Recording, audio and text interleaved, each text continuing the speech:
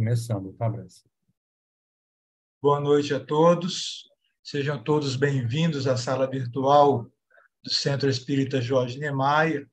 Nós tivemos aí um pequeno atraso, problemas de tecnologia, mas estamos aqui, esperamos poder passar uma noite de aprendizado produtiva para todos nós. Hoje teremos a nossa companheira Thelma Cerqueira, do Centro Espírita Jorge Niemeyer, e falará sobre o tema simplicidade e pureza de coração. Nós lembramos sempre que a reunião é gravada, então aqueles que não desejarem ter suas imagens gravadas, exibidas, que então fechem suas câmeras. A reunião é transmitida pelo Zoom e também pelo YouTube. Aos companheiros que estão no YouTube, nós pedimos sempre que deem aquele like lá no YouTube para reforçar a posição da Centro Espírita Jorge Niemeyer lá no YouTube. Bem, então, para começarmos, nós vamos pedir à nossa companheira Ana Lúcia para ler a página inicial.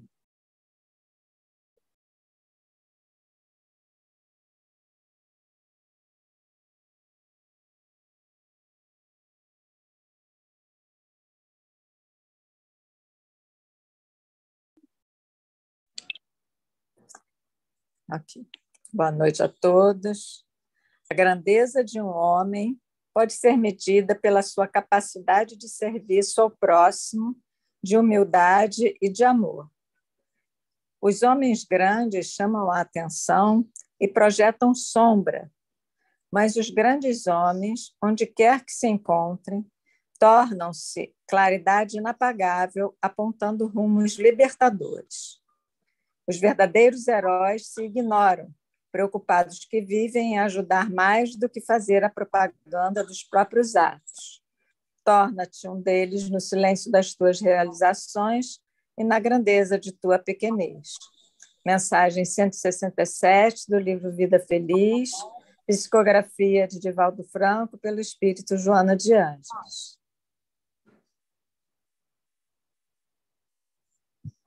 Vamos, então, nos unir em pensamento, em oração, para darmos início, então, à palestra da noite de hoje. Jesus amigo, amigos espirituais da Casa de Jorge Niemeyer, nossos mentores, que possamos ter a sua presença junto de nós, para que possamos ter, nesta noite, melhor aproveitamento para os nossos espíritos. Que a lembrança, como a da página inicial, de que devemos trabalhar sempre da forma mais humilde e silenciosa possível em nosso favor, em favor dos nossos irmãos, esteja sempre nas nossas mentes e nos nossos corações. Que todos aqueles que aqui se juntam possam ser assistidos, que todos os irmãos que pedem por orações também sejam atendidos nas suas necessidades, e que o nosso planeta seja todo ele envolvido nas luzes dos espíritos amigos do nosso Mestre Jesus e do Pai de todos nós. Fica conosco, Senhor, fiquem conosco, amigos espirituais, e que possamos, então, dar início à palestra da noite de hoje. Thelma, então, com você, então, para nós falarmos do tema simplicidade e pureza de coração. Obrigada, Brás, que Jesus esteja em nossos corações, e que nós possamos assimilar conteúdos para a nossa noite de reflexão, Eu vou compartilhar aqui um PowerPoint para nós participarmos todos, daquilo que nós trouxemos para estarmos conversando com todos. E o tema de hoje, ele vem nos falar da simplicidade e da pureza, que faz parte, é o conteúdo principal dessa bem-aventurança que Jesus nos traz no Evangelho. E está sob a anotação de Marcos e Mateus, né? Esse trecho onde ele vai falar desses dois requisitos, dessas duas virtudes. E nós vamos encontrar lá no capítulo 8 do Evangelho segundo o Espiritismo, nos itens de 1 a 4, hoje, né, que nós estamos com a responsabilidade do tema. Então, essa simplicidade, essa pureza, ela está anunciada nessa bem-aventurança que todos nós conhecemos bem, né? Que é: bem-aventurados os puros de coração, porque eles verão a Deus. É o que Mateus nos traz sobre a fala de Jesus lá no Sermão do Monte, onde Jesus se utiliza ali, né, dessa expressão, pureza de coração, nos afirmando que aqueles que têm coração puro são felizes, né, por isso, e verão a Deus. Então, os limpos de coração, nós vamos encontrar, por exemplo, na versão lá no Evangelho, com a tradução de João Ferreira de Almeida, ele traz o mesmo significado quando a gente fala limpos ou puros, que são são sinônimos, né, que nós vamos encontrar também, por exemplo, na Bíblia de Jerusalém, que nós gostamos muito de estar buscando as anotações nessa tradução, que muitas coisas que a gente não entende em uma muito bem, a outra completa, e é bom a gente passear por essas traduções, né, que nos trazem melhor referência àquilo que, na verdade, foi trazido. E nós vamos encontrar, na evolução histórica, aí, esse termo puro, tanto puros ou limpos de coração, centralizado mais nos rituais, né? A gente sabe que, naquela época de Jesus, era muito utilizada a questão dos rituais, cerimônias, né, utilizadas pelos judeus para que ficassem purificados. Então, eles se preocupavam muito com essa questão da limpeza, a aparência, e muitas vezes nós vamos ver, no próprio Sermão do Monte, Jesus se remetendo a essas práticas, né? E, principalmente, os líderes judeus, né, que falavam constantemente nessa pureza, exigindo, né, das pessoas essa prática dos rituais em qualquer situação que se sentissem contaminados, né? Isso fazia parte ali da cultura, mas eles se referiam mais justamente a essa cerimônia de purificação, ou seja, a pureza do corpo, pureza da forma, e acreditavam assim estar buscando praticar a lei na sua essência. Mas Jesus, nessa passagem, ele vem nos mostrar que o que interessa a Deus é realmente a pureza do coração, ou seja, do nosso íntimo, a pureza do homem interior, a pureza de caráter, a pureza dos nossos sentimentos, e essa é a pureza que Jesus se referia. Também nós podemos dizer que, infelizmente, essa pureza trazida nessas anotações dos evangelistas descambaram também para outra conotação, né, centralizada ali na questão da castidade, né? Como a gente vê, a própria religião conduziu esse ensinamento de Jesus para essa prática, né, para esse entendimento, proibindo, por exemplo, o casamento, né, no clero, e todo o contato entre um homem ou uma mulher, no sentido de que isso fosse pureza. Mas a pureza que Jesus se refere é outro tipo de pureza, é a pureza da alma, a pureza do coração. E também nós sabemos que naquela época, né, nessa cultura semita, que é desse povo aí, né, os hebreus, os assírios, os árabes, que são considerados semitas, não existia, né, esse significado no sentido de imaculado. E como hoje nós temos vários, né, significados para essa palavra pureza, nós vamos lá no Google, nós encontramos vários sentidos, que a ideia, na verdade, corresponde a essa pureza, no sentido de não ter mistura, não ter divisão, uma coisa sem alteração, isso que Jesus queria falar. E hoje nós temos aí várias expressões que nós podemos entender melhor esse sentido, né? Quando nós, por exemplo, falamos uma joia de ouro puro, né? Quer dizer que ali não tem outro metal sem ser o ouro. Quando nós nos referimos ao ar puro, é um ar puro sem poluição, né? Como nós temos aqui na cidade, diferente no interior.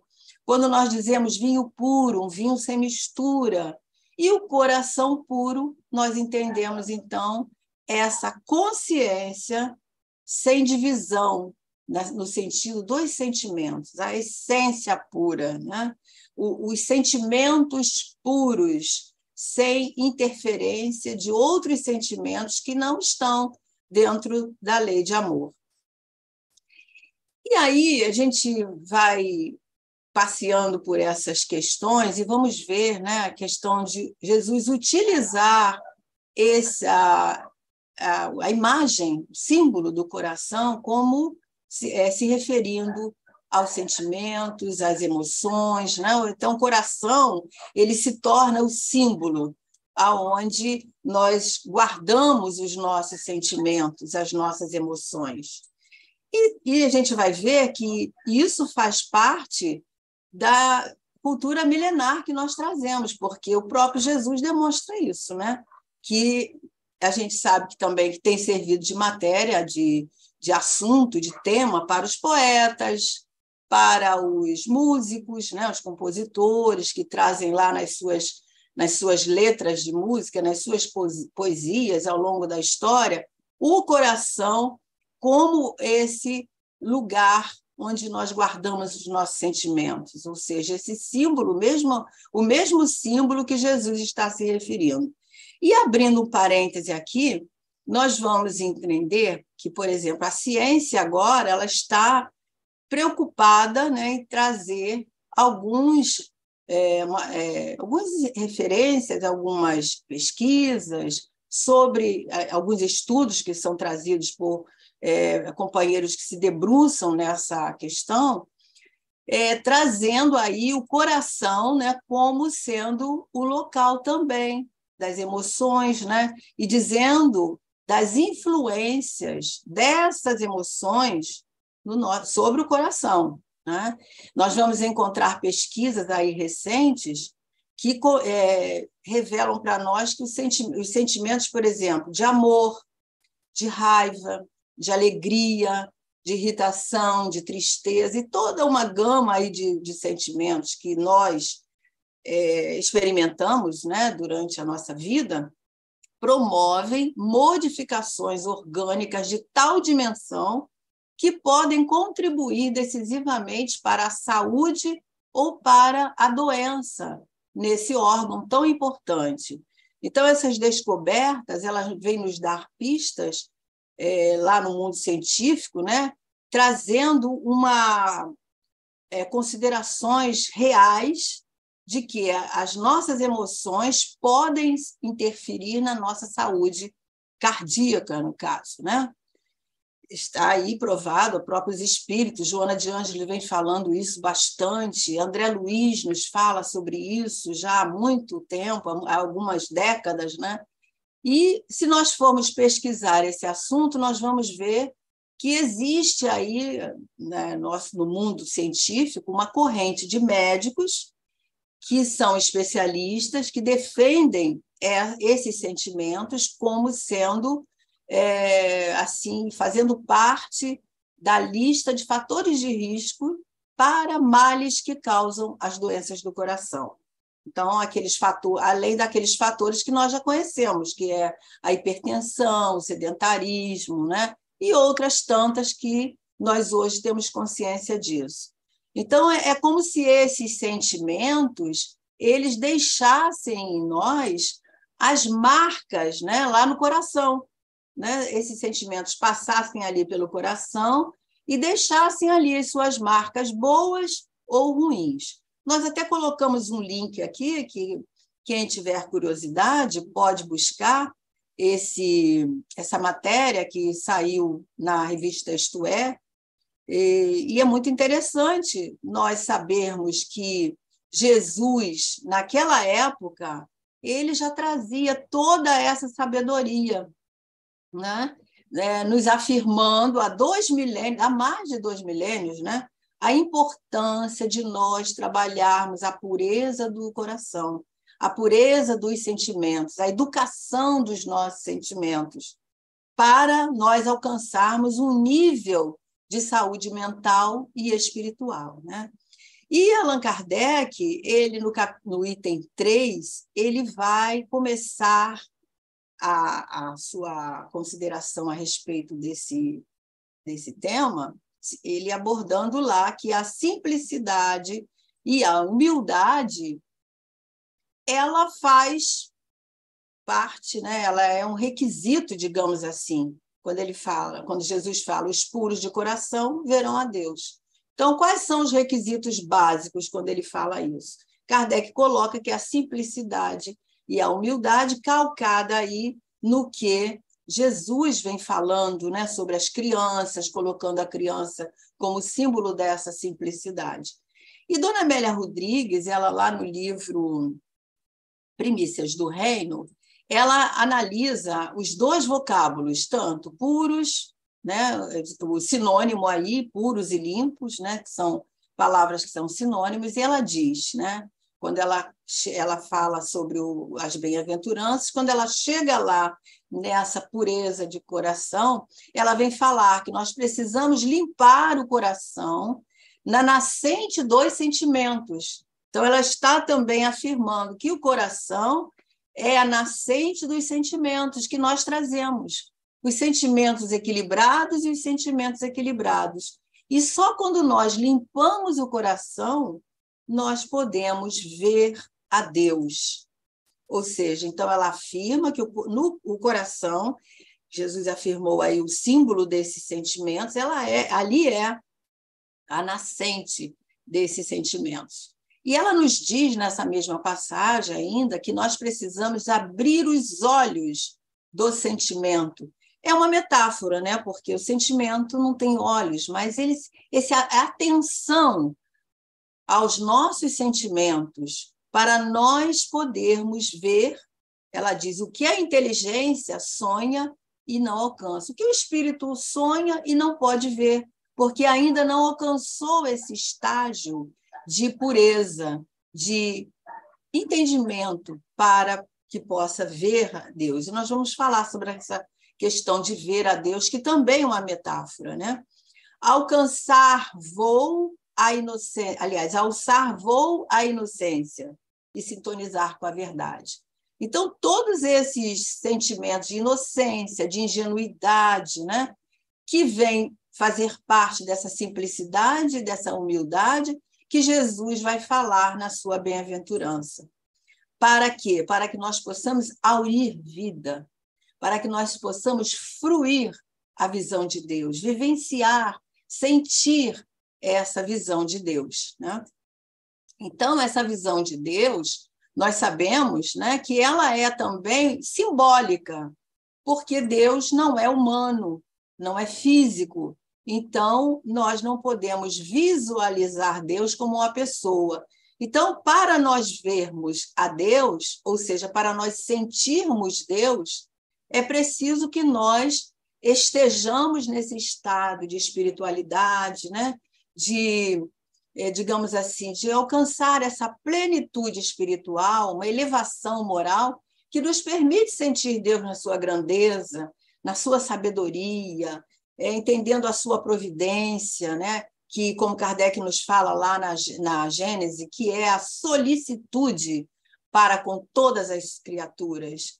Então, isso nos leva a entender a importância das leis universais, a grandeza de Deus, a sua sabedoria suprema, porque entendemos Deus como a mente criadora, a essência cósmica, como a gente vê alguns escritores dizer assim, o construtor da vida, mas, na verdade, ele é o doador da vida.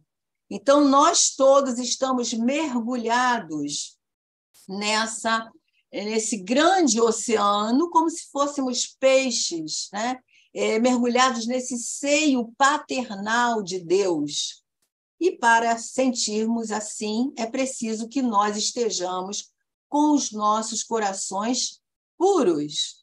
E ainda colocamos aqui, no sentido da Dona Amélia estar falando lá na sua visão sobre o olhar que ela dá a essa bem-aventurança de Jesus, ela nos diz, né, que precisamos amar a Deus no sentido amar toda a sua criação, toda a criação divina, amar a relva, o homem, o céu, o animal, o inseto, ou seja, amar a criação divina para que nós possamos entrar em sintonia com a própria natureza que nós fazemos parte, embora muitos ainda acreditam que nós somos seres à parte, mas nós fazemos parte dessa natureza, dessa criação divina, para que nós possamos nos integrar nessa essência, nessa substância divina, ou seja, termos o coração aberto ao amor, né?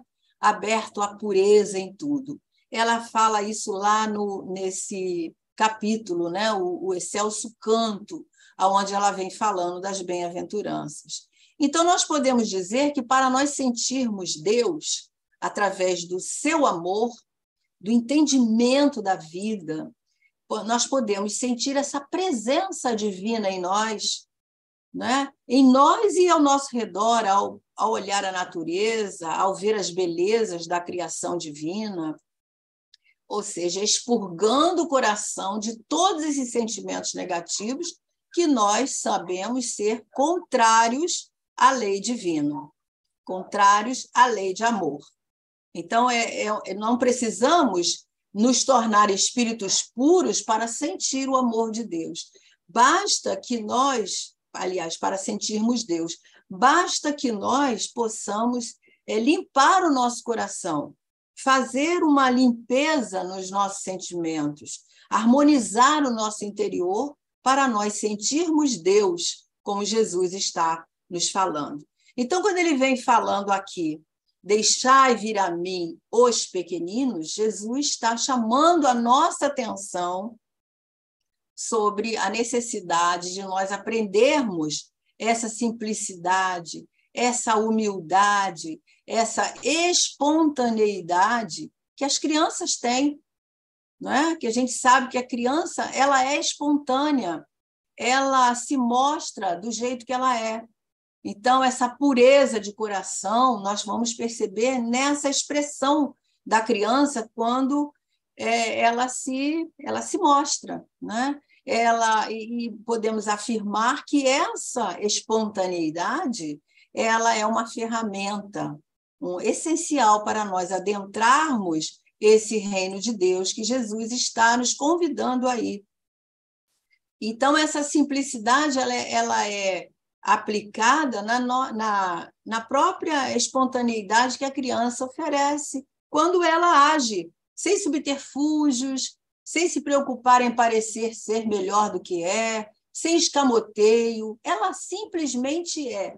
Ela não se preocupa com os julgamentos, com as questões que nós nos preocupamos tanto, né? Então, nós vemos aí que essa espontaneidade ela faz parte da pureza do coração, dessa necessidade de nós aprendermos a retirar de dentro de nós, a trabalhar, porque exige muito trabalho, essas impurezas, né, que vêm abafar tudo de bom que nós temos. A gente percebe, por exemplo, a criança que está em desenvolvimento, crescimento, ela vai perdendo essa espontaneidade, né? Ela vai se modificando. aos 3 anos, a criança tem uma espontaneidade assim maravilhosa. Quando ela chega aos 7, aos 8, aos 9, nós vamos vendo que ela vai tendo uma modificação no seu caráter, na sua forma de ser, dependendo, isso não é regra, cada uma, né, se expressa de uma maneira, mas a gente vai percebendo que essa atitude ela vai como se contaminando, como se estivesse envolvendo em outras emoções, em outros sentimentos, que vão assim escondendo essa inocência, né? Não sei se vocês já refletiram sobre isso. Então, a maneira que a criança, à medida que ela vai se desenvolvendo, ela vai se modificando. A gente até às vezes comenta, né? Poxa, fulaninho, quando era pequenininho, era tão simpático, não tinha vergonha, né? Falava com todos, e agora ele está tímido, ele está diferente, ele está, né? Porque a criança vai se modificando por várias questões da própria reencarnação, né? Onde ela vai firmando o seu caráter e, certamente, sendo um espírito imperfeito, porque Jesus fala aqui dessa pureza no ser imortal, mas ele traz uma bagagem. Ele não é perfeito, ele traz uma bagagem ali que na infância, principalmente na primeira infância, nos primeiros anos, né, ela não demonstra. Mas à medida que ela vai desenvolvendo, que a reencarnação vai se ajustando, ela vai mostrando essa bagagem que foi construída ao longo de reencarnações, né? E muitos sentimentos estão ali, adormecidos, estão ali quietinhos, esperando que, se forem estimulados, se tiverem oportunidades, eles vão se tornar aparentes. E por quê? Porque no mundo de provas e expiações, diante dos valores do mundo, nós vamos encontrar situações, sentimentos que nos envolvem e que vão estimulando em nós aquilo também que ainda não é tão bom assim, porque nós estamos em processo, né, de desenvolvimento, de crescimento, de amadurecimento espiritual. Então, com a criança ocorre isso. Então, ela vai perdendo essa sinceridade, ela perdendo não é bem, né? Ela vai se deixando sufocar, porque esses sentimentos estão lá guardados, porque nós temos as sementes divinas, então nós temos esses sentimentos que vão sendo sufocados à medida que nós vamos crescendo, vamos nos tornando adultos, mas não perde, está lá escondida. Por isso que alguns psicólogos eles falam assim, é preciso percebermos, né, a criança interior que nós trazemos, se referindo a essa criança interior que todos nós temos, porque as sementes divinas continuam ali, independentes de nós estarmos adultos ou infantis. Então, é uma capacidade que elas têm, né, de confiar.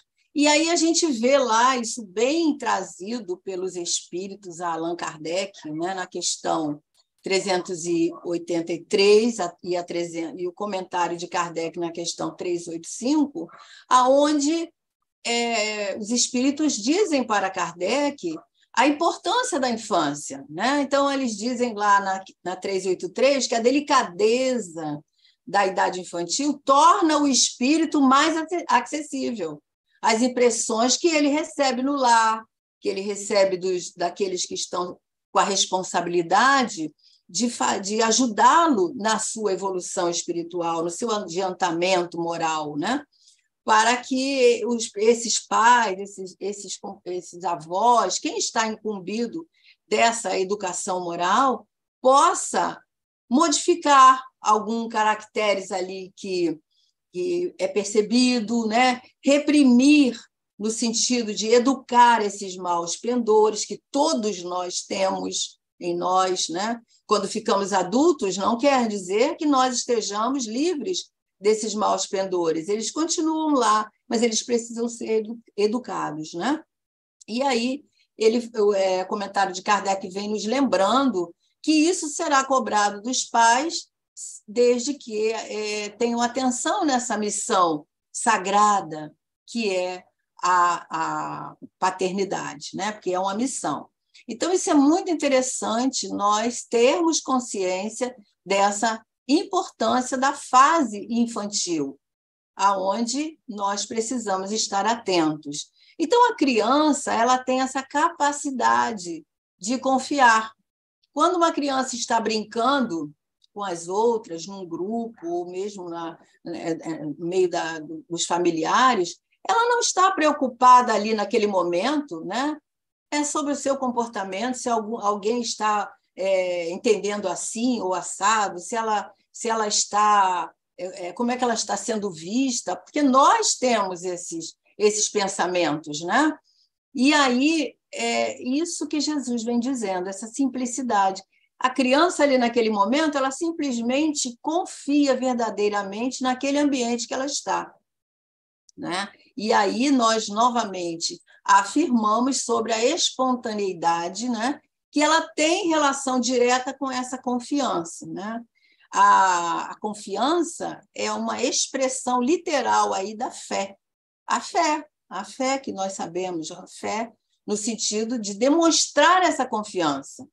E à medida que ela vai crescendo, ela vai perdendo, mas não é bem o termo, ela vai abafando essa confiança, ou seja, diminui a espontaneidade. E aí a gente colocou essa imagem aí, né? Por exemplo, quando uma criança está de mão dada com o seu pai, ou qualquer adulto que vai conduzi-la, por exemplo, para atravessar uma rua, ela não está preocupada ali em olhar para os lados, se vem um carro, se vem uma bicicleta, ela está simplesmente confiando naquele adulto que ela se entrega ali naquele momento. Ela sabe que o pai, ou a mãe, ou aquele adulto que está no momento segurando a sua mãozinha, está fazendo isso por ela. Isso lá no seu íntimo, né? No seu inconsciente. E, ao longo da caminhada, nós vamos aprendendo a desconfiar, nós vamos aprendendo a ter malícia, né? E outros sentimentos que vamos desenvolvendo no decorrer da nossa vida. Isso é muito importante a gente refletir sobre isso, né? Porque a natureza do ser humano ela é de confiança, porque nós temos essa ideia inata de Deus dentro de nós, somos criados por Ele, Ele é nosso Pai, né? E não de desconfiança. Então, Jesus vem nos ensinando, nesse momento, que essa sintonia superior de Jesus, que nós queremos ter, nós ansiamos, ela está mais ligada à pureza dos sentimentos que nós trazemos, e não aos pensamentos, né, corriqueiros, maledicentes da nossa vida adulta. Então, a pureza dos sentimentos que trazia aquela criança no início da sua infância, né? Então, Jesus não está aqui querendo nos dizer que nós precisamos retornar àquela fase de infância, ou nos tornarmos crianças imaturas. Não. Nós precisamos estar desarmados da nossa prepotência, da nossa malícia, da descrença, né? Que é a desconfiança, que nós temos hoje enquanto adultos. Então, existe uma diferença muito grande aí entre adultos e crianças, porque as crianças elas estão sempre prontas a aprender, sempre abertas a aprender coisas novas, né? Com as suas curiosidades, com o seu interesse. E os adultos, como é que nós agimos? Geralmente queremos mostrar que nós sabemos tudo, não é? Então, nos sentimos grandes o suficientes, muitas vezes achamos que não temos mais nada para aprender, só para ensinar, né? Nós já caminhamos por tantas experiências e agora nós só precisamos ensinar o que sabemos. Olha só que prepotência, né? Porque a gente sabe que todos os dias nós estamos aprendendo. E as crianças, principalmente atualmente as crianças, nós aprendemos muito com elas. Elas nos deixam, às vezes, em situação de reflexão, de pensar naquilo que elas nos colocam e ficarmos, às vezes, refletindo como é que um serzinho pequeno, pequenininho, né, que mal começou a sua experiência nessa vida, nessa existência, já sabe, já traz em si algumas coisas que nos deixam a refletir. Então, aprendamos com as crianças, né?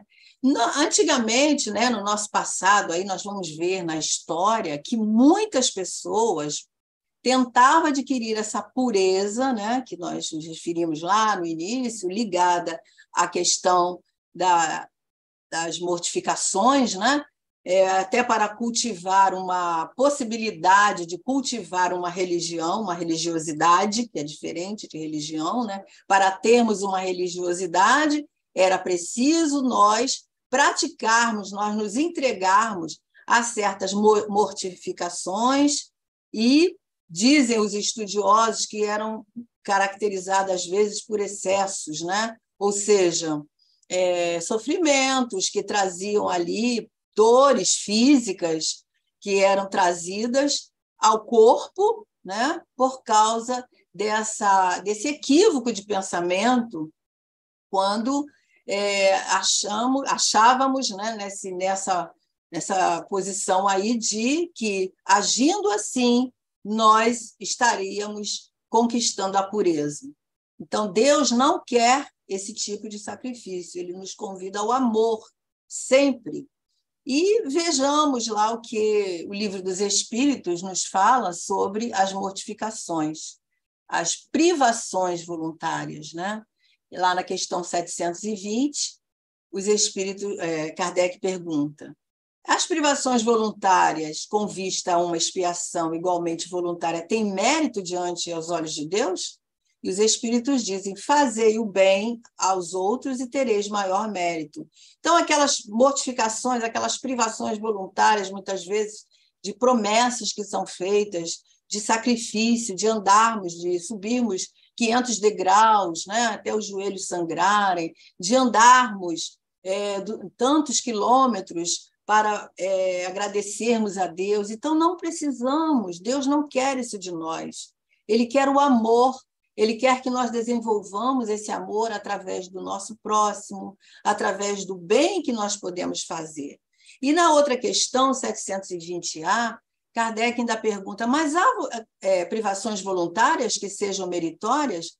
E os espíritos dizem que sim, que a privação dos prazeres inúteis, por exemplo, é meritória, porque ela liberta o homem da matéria, elevando a sua alma.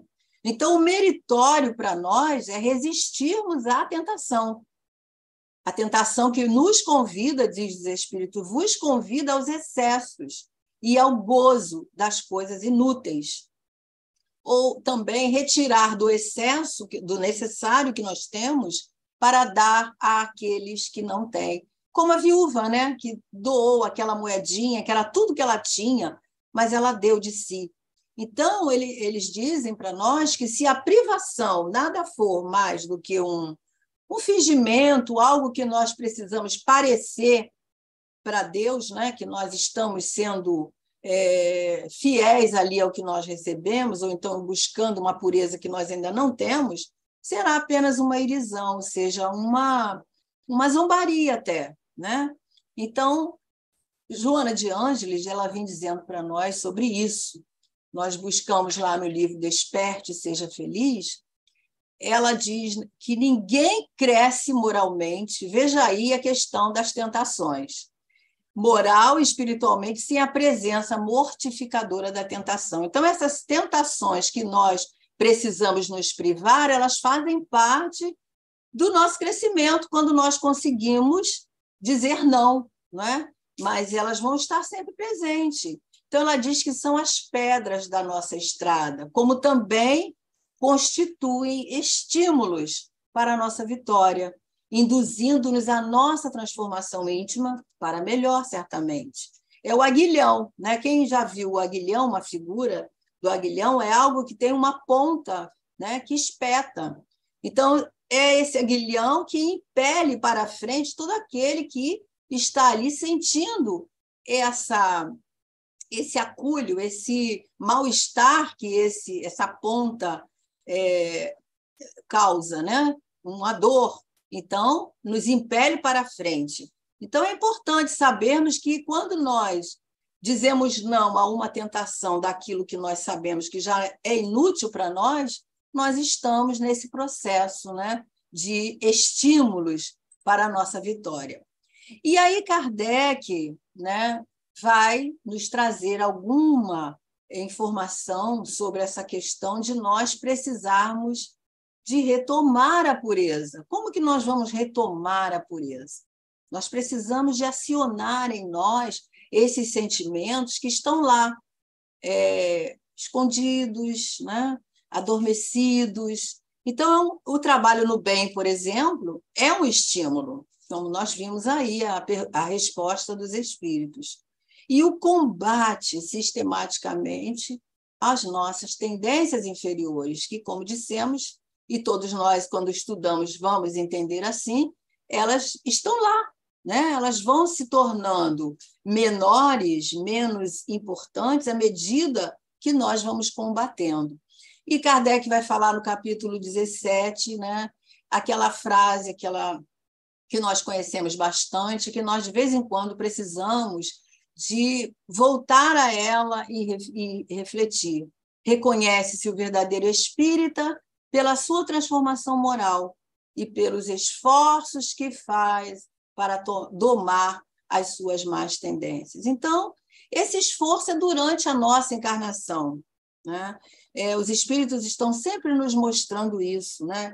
Vários relatos nas obras de André Luiz, que os próprios espíritos que já se encontram no trabalho no mundo espiritual, eles fizeram e fazem esse esforço, eles continuam fazendo. Então, esse esforço é para sempre, até nós atingirmos a plenitude, onde nós seremos espíritos melhores, mas o esforço ele é constante. E nós colocamos aqui uma questãozinha para nós mesmos estarmos refletindo, né? Como é que nós estamos nos empenhando para combater o mal que nós sabemos que ainda está em nós, né? O próprio Paulo dizia isso. Quando eu quero fazer o bem, eu ainda faço o mal, né? Então, nós precisamos desse autoconhecimento importantíssimo na nossa vida, tão bem aconselhado por Santo Agostinho, lá na questão 919, que vai depender aí do nosso esforço individual. E nós colocamos aqui um item muito importante que nós precisamos de olhar para esse item, para essa ferramenta com muito carinho, com muito cuidado, com muita dedicação, que é o hábito da oração. Que nós precisamos de criar em nós esse hábito da oração, porque a oração nos fortalece, a oração nos faz mais sensíveis e vai nos ajudando nesse esforço, nesse autoconhecimento, nesse esforço diuturno que nós precisamos de fazer conosco mesmos. E quando nós falamos limpeza do coração, automaticamente a gente pensa o que é uma limpeza, né?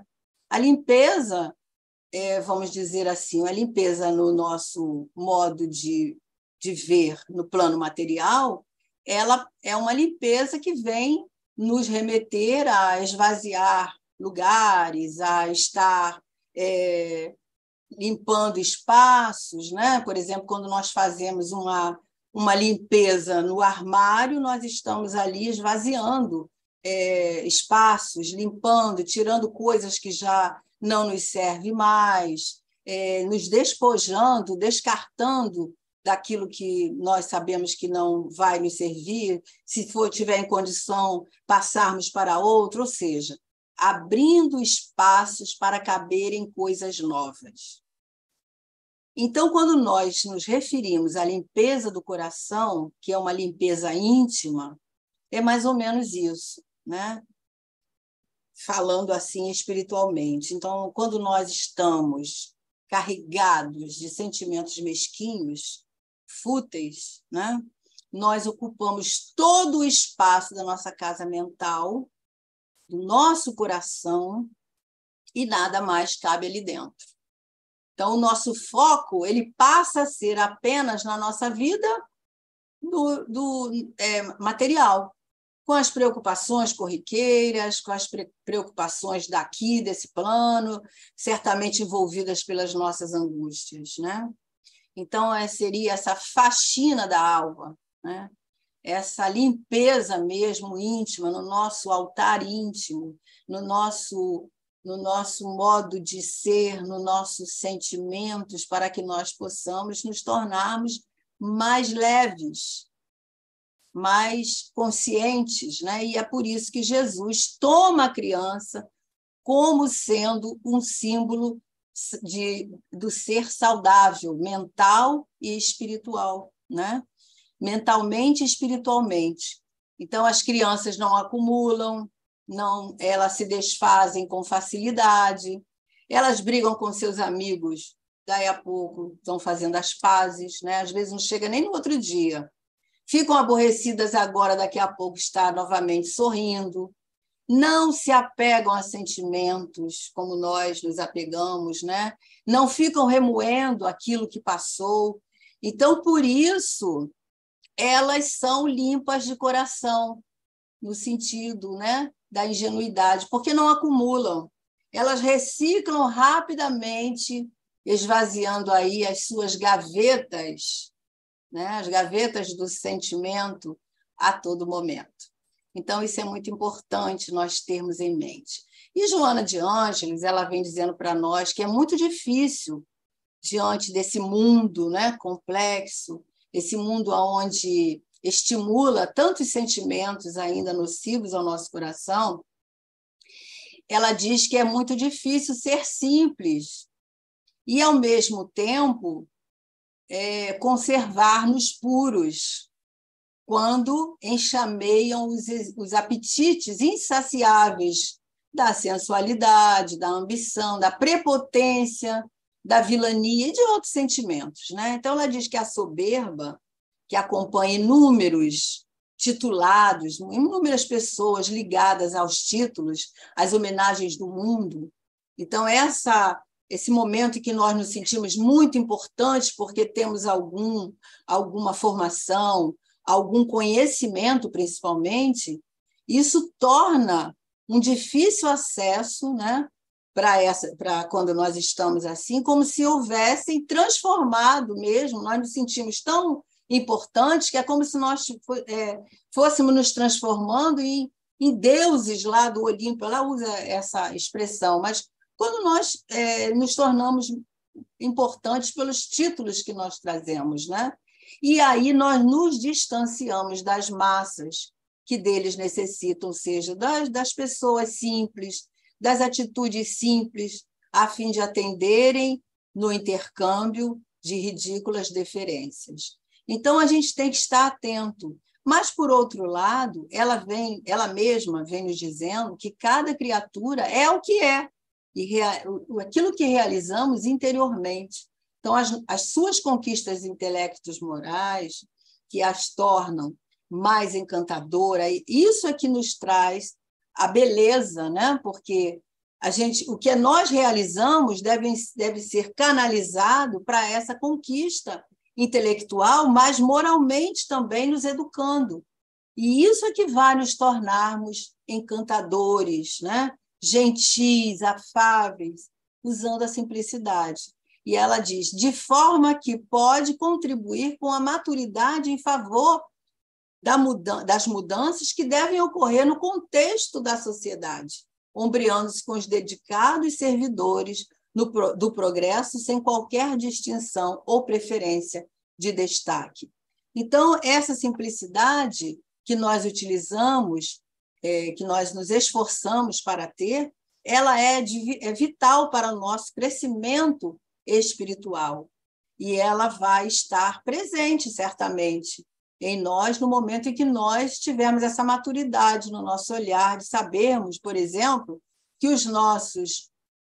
o êxito, ela mesma vai dizer isso lá numa outra obra, né? Que o êxito, o aplauso, o apoio, o sucesso são importantes, né? Enquanto nós estamos aqui encarnados. Mas a gente tem que ter o cuidado que nem sempre eles significam conquistas para o espírito. Então, cada uma dessas conquistas, ela diz que representa um empréstimo divino, desde que utilizemos esses empréstimos, né, esses estímulos para o nosso crescimento. Então, são concessões espirituais que, certamente, a todos nós que nos utilizamos dessas concessões, seremos convidados a prestarmos conta do uso que nós fizemos dela, né? E Emmanuel vai terminar para nós aqui a nossa conversa dizendo que esse ou aquele homem serão bem-aventurados por haverem edificado o bem, por encontrarem alegria na simplicidade e na paz, e por saberem guardar no coração longa e divina esperança. Então, eu acho que essa passagem de Jesus é uma passagem amorosa que nos convida ao amor a nós mesmos, né? Ao auto-amor, a buscar essa pureza, essa pureza nos nossos sentimentos através da nossa simplicidade, da nossa pureza. Então, que Jesus possa nos abençoar, nos levando a entender realmente a sua mensagem de amor que chega aos nossos corações através do seu Evangelho.